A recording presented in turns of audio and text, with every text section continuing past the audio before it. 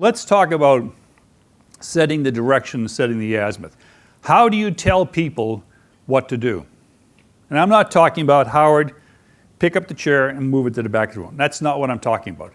How do you tell your organization what you want to get accomplished? Call them in, send them an email, what?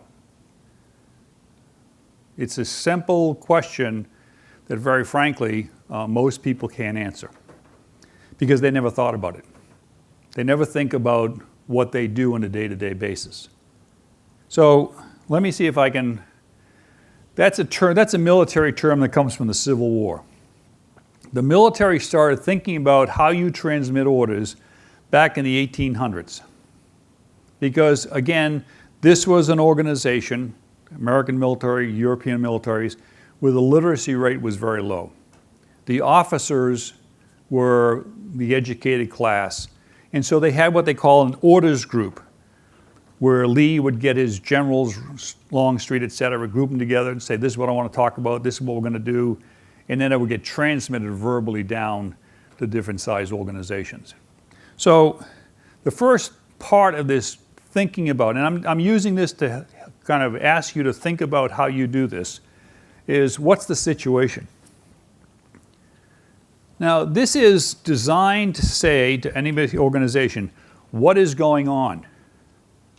And invariably, what you're asking the organization, the person who's transmitting this thing, is tell the people who are going to do the executing of this thing what's going on 2 levels above them and on their adjacent flanks. 2 levels above them, what's going on their right and left. What are you doing? You're communicating to the people who are going to do something so they have what I call a situational awareness. If I only tell you to go from A to B without telling you what's on your right, what's on your left, what higher organization is doing, you're operating in a vacuum. You're losing the opportunity for discretionary performance. But if I tell you what's going on, then you say, okay, I understand what the battlefield looks like. Because battle space is like space in the business world. If you don't understand it, you're going to make mistakes, not because of commission, but mostly because of omission.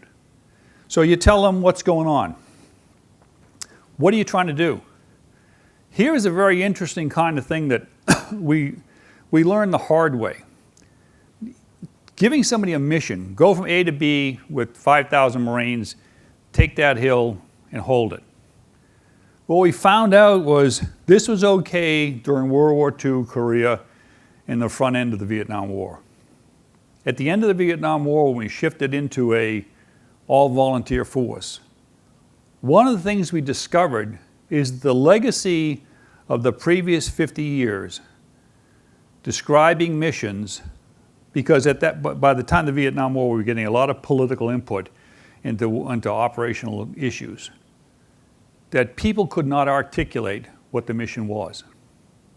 And so what we tried to do is create a course out in 29 Palms at the National Training Center, and I was fortunate enough to be part of that process, where we taught people how to give orders.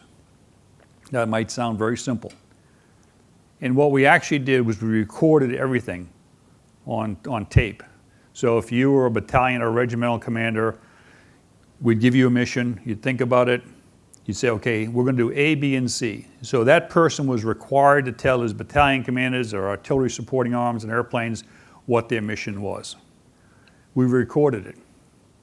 And then we'd go execute it on a computer simulation. And about 60% of the time it failed. The execution failed. We'd get everybody in the room and say, okay, and we'd go all the way down to the kind of the squad leader level. Ask the squad leader, who was the point squad leader, the reconnaissance platoon sergeant, whatever it is, what did you think the mission was? And the colonel, general, was in the room. Now, it took a little getting used to, but sergeants are sergeants, so they'd stand up and say, I was told to go to Hill 421 and hold it. And the general would say, that's not what I told you to do.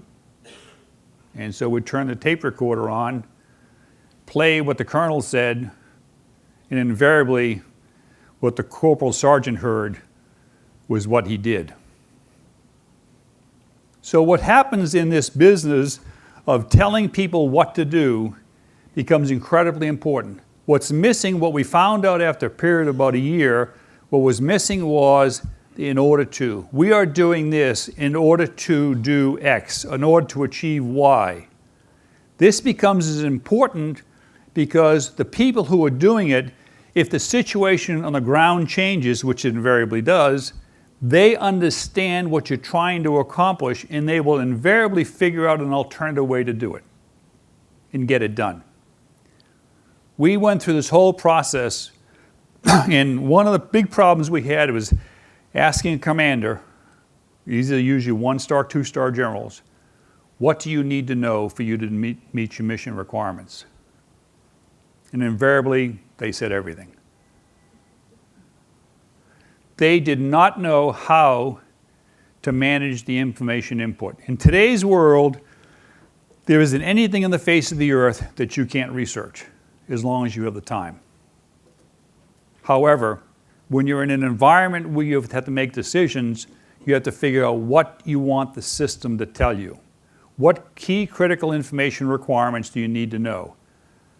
This is also, when I talk to large organizations like Shell and other people, my answer, my discussion with them invariably is, look, you as Shell, Chevron, whoever it is, you measure everything and know nothing at the senior levels.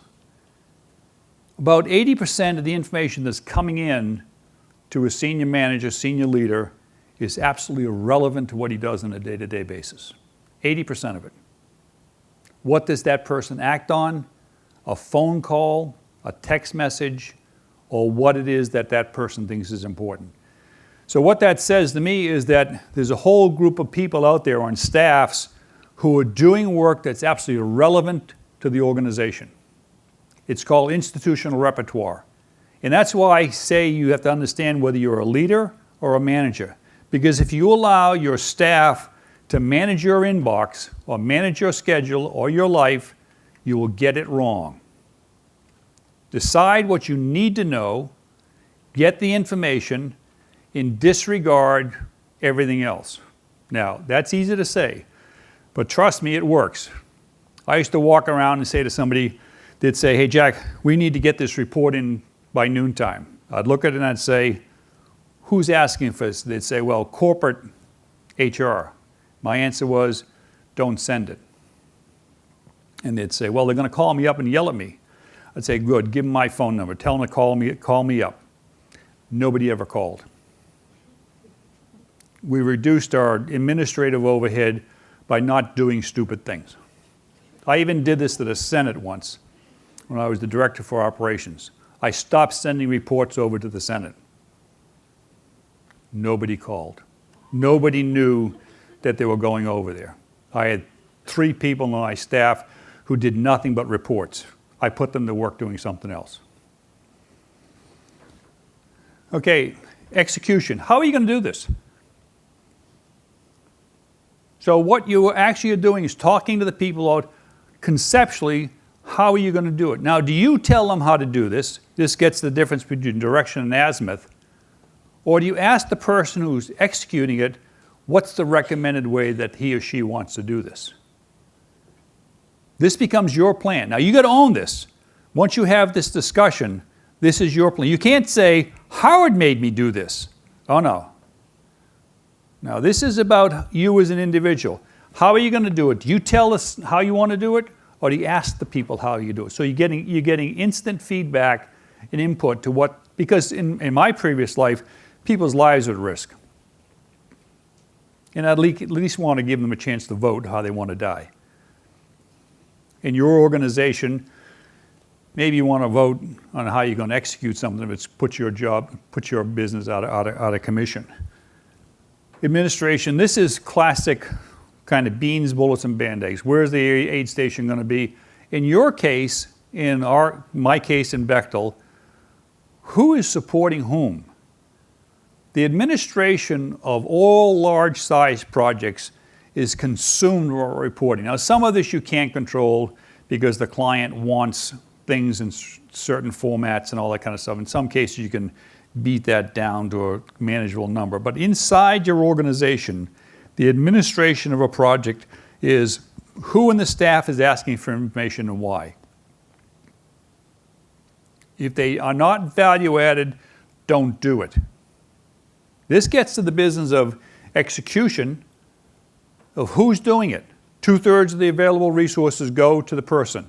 So what you're interested can do is you say, okay, fine, HR, you want these reports on a day-to-day basis, send your person to Kazakhstan and have them sit on the project. All of a sudden the requirement goes away. When we ran the onshore processing facility in Sakhalin, I only sent in one report a month. And that was our progress report. Everything else we just stopped doing because my rule was, fine, you want a report, I'll do it, but you have to come out here and get it. To get to Sakhalin, you got to fly to Moscow, then you take an overnight plane on Trans-Zero, which is 14 and a half hours, then you land to Yuzhno, and you take a train up, overnight train. And it's usually about 25 or 30 below zero. Trust me, nobody wants to come visit you. Command and control, this is where your influence on a mission becomes critically important. If you are an azimuth person,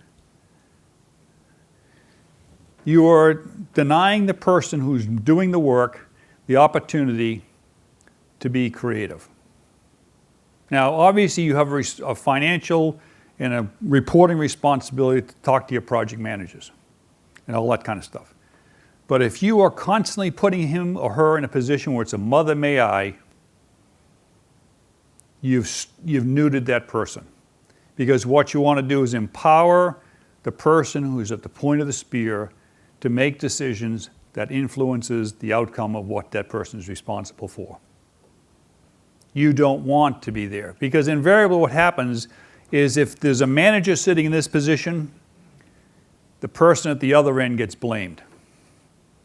Senior manager comes down and says, what the hell's going on in Dabul power plants? Why is it 2 months behind schedule? And if all you're doing is doing reports and you don't know, you haven't walked it, the easiest outcome is to say, the project manager hasn't told me we've got this problem. Now, these are kind of things that we created, situation, mission, execution, administration, command and control, where it's essentially the elements of what you should be telling somebody who's going to go execute a major project or something significant. That is a real significant event in the life of your company. Think through how you communicate and what you communicate. Because the nonverbal communications you give to a project manager become incredibly important. If you're not supportive, if you haven't given that person the resources, the time, and your personal attention, then there's increased probability that that project will fail. You have to own it. You have to own the people. They're your children. I don't know of anybody that comes to work in the morning who's a communist and says, I'm going to screw this up.